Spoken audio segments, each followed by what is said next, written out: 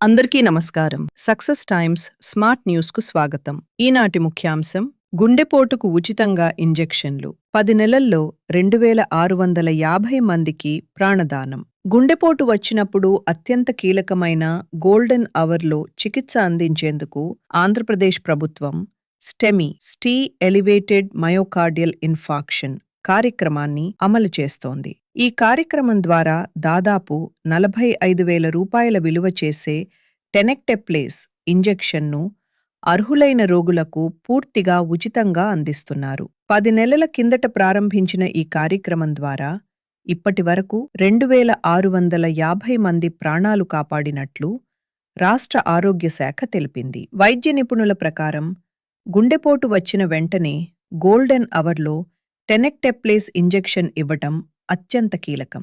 గుండెకు రక్త ప్రవాహాన్ని అడ్డుకునే రక్తగడ్డలను కరిగించటంతో రోగి ప్రాణాలను రక్షించటంలో ఈ మందు కీలక పాత్ర పోషిస్తుంది. టెనెక్టెప్లేస్ ఇంజెక్షన్ను తగిన సమయానికి ఇచ్చినప్పుడు రక్తనాళాల్లో ఉన్న అడ్డంకులను తొలగించి రక్త ప్రవాహాన్ని పునరుద్ధరిస్తుంది. చికిత్స ఎంత త్వరగా మొదలైతే అంత ఎక్కువగా గుండె కండరాలు దెబ్బతినకుండా కాపాడవచ్చు. ఇదే విధంగా ఇస్కెమిక్ స్ట్రోక్ వచ్చినప్పుడు కూడా అనుమతించిన సమయ పరిమితిలో ఈ ఇంజెక్షన్ ఇవ్వటం వల్ల శాశ్వత మెదడు నష్టం నివారించవచ్చు. VIMS director doctor K Rambabu దీని గురించి వివరిస్తూ, గుండెపోటు ఎంఐ రోగులకు సుమారు 40 యంగ్, ఇస్కెమిక్ స్ట్రోక్ రోగులకు 20 ఎంజీ ఇస్తామని తెలిపారు. గుండెపోటు రోగులను ఇక్కడ ప్రథమ చికిత్స ఇచ్చిన తర్వాత క్యాట్ ల్యాబ్ ఉన్న ఆసుపత్రులకు తరలిస్తారు. స్ట్రోక్ రోగులకు మాత్రం విమ్స్లోనే పూర్తి చికిత్స అందిస్తారు.